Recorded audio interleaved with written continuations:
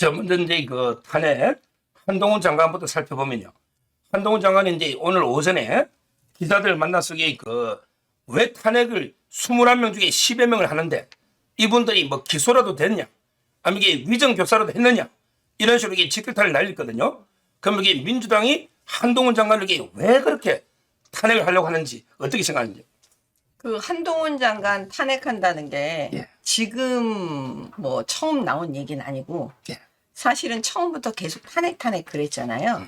근데 지금 그걸 감행하지는 못했어요. 시도는 못했어요. 행안부 장관에 대해서는 했지만 사실은 한동훈 장관은 못했어요. 근데 이번에 한동훈 장관이 이제 총선에 나오는 게 본인들한테 유리하지 않다고 생각을 했는지 이 탄핵 카드를 써가지고 총선에 못 나오게 하려고 한다. 지금 이렇게 다 언론의 보도에 나와 있잖아요. 예. 근데 솔직히 제가 그걸 보고 약간 웃었어요.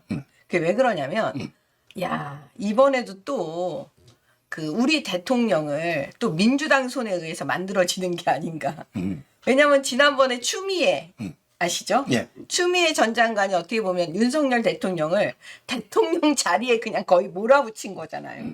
예? 그것처럼 이번에는 또 민주당이 아예 집단으로 이 한동훈 장관을 갖다 대통령의 자리로 지금 몰아가는 그런 거라는 생각이 약간 들어서 웃었거든요. 그러니까 전략이 잘못됐어요, 민주당은. 예? 왜 그러냐면 민주당이 이번에 한동훈 장관을 저는 탄핵해주면 한동훈 장관은 더 가까이 간다, 대권에. 그런 생각이 들고요. 네. 만약에 그걸 탄핵 카드를 안 써가지고 정말 한동훈 장관이 이번에 이제 총선에 나가게 되면 그거는 워낙 변수가 많잖아요, 정치라는 게. 그러니까 그게 한동훈 장관 개인에게 어떻게 될지, 국민의힘에게는 그게 어떤 작용이 될지, 그건 솔직히 이제 많이 분석을 해봐야 될 것 같아요. 그래서 그 탄핵 카드를 과연 민주당이 쓸까? 그러니까 엄포만 하고 말만 계속 이렇게 막 하고 그다음 실질적으로는 그걸 감행하지 못하지 않을까라는 생각이 들어요. 저도 이제 그 한동훈 장관은요. 아마 이제 그 의도는 제가 볼 때는 이게 그 국정을 마비시켜 버리자만 한다면 왜 가장 핵심 장관이니까. 그리고 이제 저는 중요한 게 이재명 방탄으로 봐요. 예를 들어 이제 한동훈도 탄핵하는데 너 이원석 총장 다시 영장 청구하면 너도 탄핵한다. 이런 식으로 이재명 어떤 방탄 이런 이제 그 의도도 있고요. 아마 이제 다목적용으로 한동훈 탄핵 카드를 만지작 하는데 저도 이게 한동훈은 못할 거로 봐요. 왜냐하면 이게 한동훈 탄핵하는 순간에 바로 이 대통령 후보 바로 직행하잖아요. 그렇죠. 자기들도 이게 오히려 한동훈만 키워준다. 그러게 여론이 워낙 안 좋을 거면 못할 거로 저도 이게 보고 있고요. 다만 이제 그 또 탄핵을 하면 출마도 못 하잖아요. 그런 거 이게 됐을 때 이제 좀 이게 어떤 의도인지 민주당은 한동훈 넣는 게 좋은지 안 넣는 게 좋은지 이것도 이게 고민해 봐야 되는데 제가 취재해본 바로는 한동훈은 탄핵 못 할 것 같아요.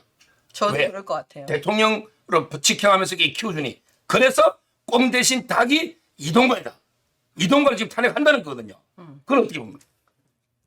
아니 그러니까 지금 제 생각에는 한동훈 장관에 대해서는 막 이제 이 바람잡이만 엄청 하고 결과적으로는 한동훈 장관에 대해서 못할 거라는 게 왜 그러냐면 국민들께서는 그냥 심플하게 단순하게 느껴지시는 게 야 한동훈 총선 못 나오게 하려고 쟤네들이 민주당이 어떻게 저렇게 탄핵이라는 저 카드를 쓰냐.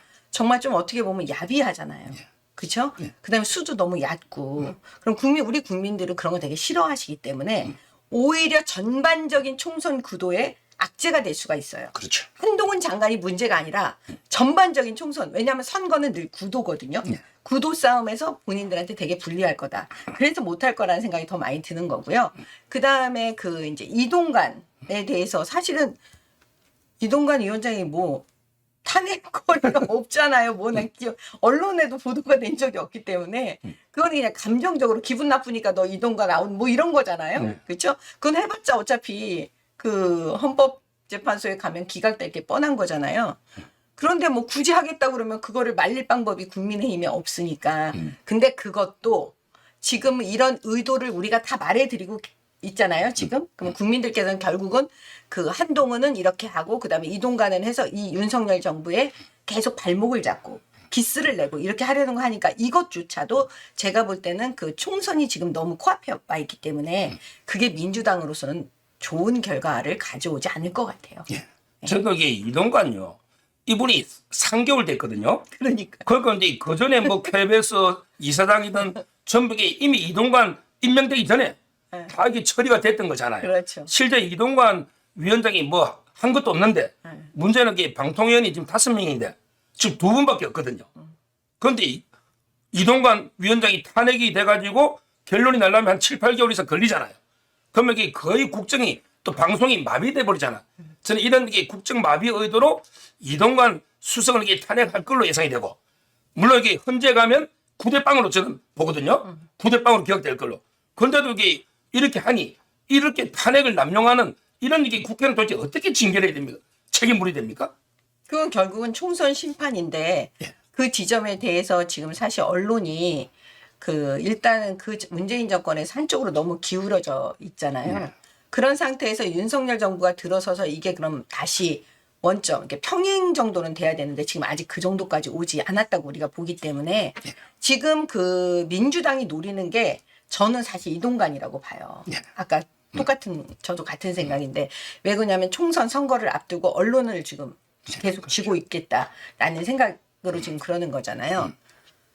근데 이제 결과적으로 지금 뭐 법적으로 내지는 정치적으로 국민의 힘이 너무나 미약하니까 의석수가 지금 안 되잖아요. 그러니까 막을 방법은 없어요. 근데 이런 부분들을 국민들께 잘 알려서 저는 결국은 선거에서 이기는 거 말고는 답이 없습니다. 그러니까. 내년 선거에서 무조건 제가 요즘에 기도하는 게 그거예요. 한성만 이기게 해주세요. 아, 일당이 되겠다.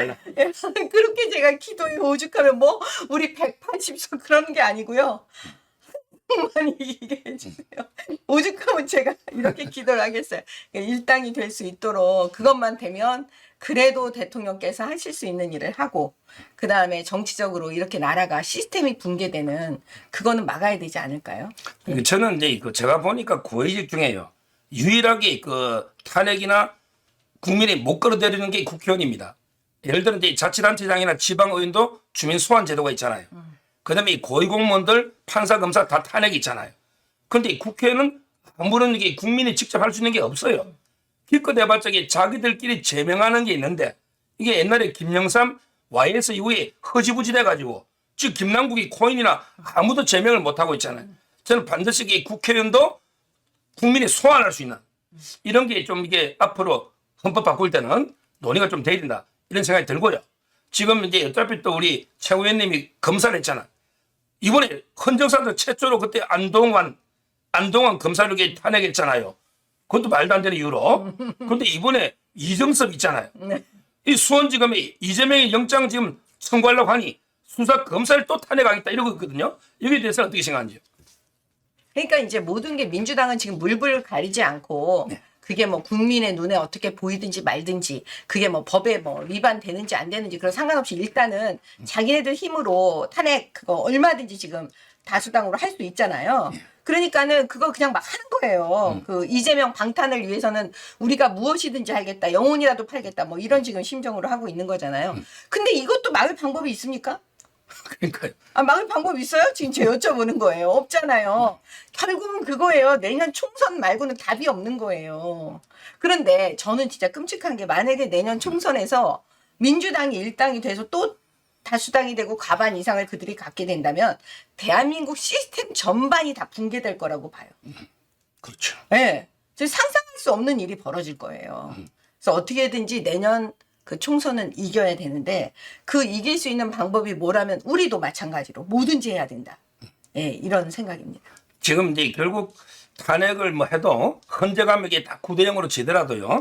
일단 이게 업무를 마비시켜 버리자.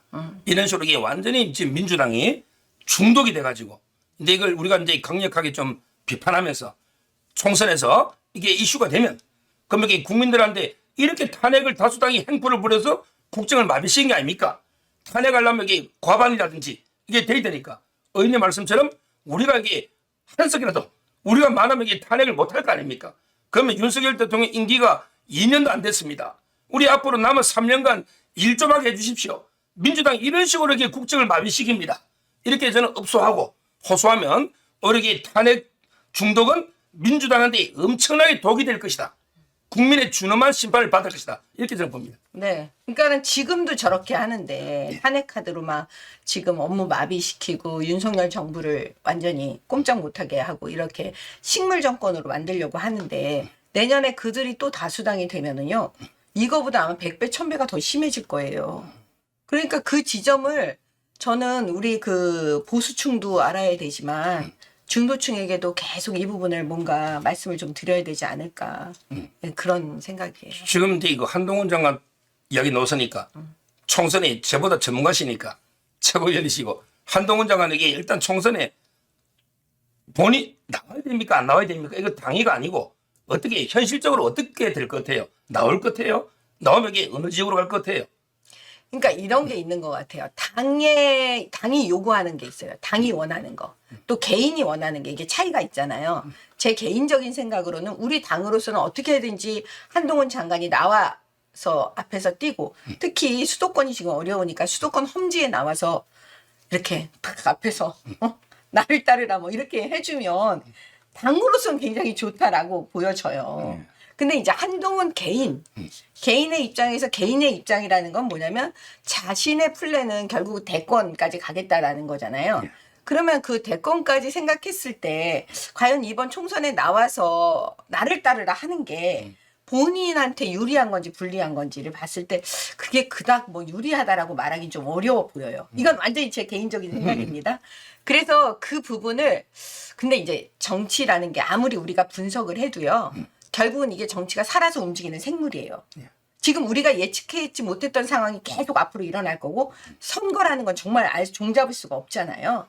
그래서 이제 만약에 한동훈 장관이 만약에 당에서 그렇게 요구하고 그다음에 그게 아다리라고 말하면 좀 그렇지만 그게 맞아 떨어진다면 저는 나올 수밖에 없을 거라는 생각이 들거든요.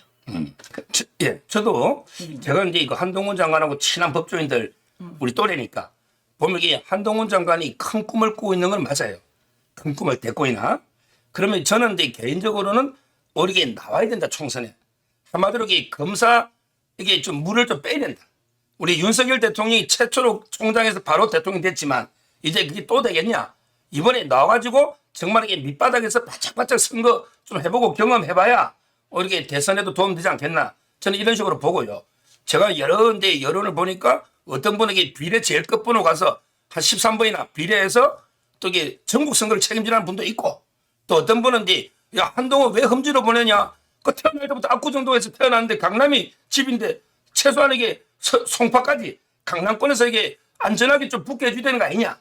이런 분도 있고 또 어떤 분은 한동훈이가 가장 지금 인기 좋으니 그냥 종로에서 상징세 제일 큰 데서 한번 붙자 뭐 이런 다양한 의견이 있거든요. 어떻게 생각하는지.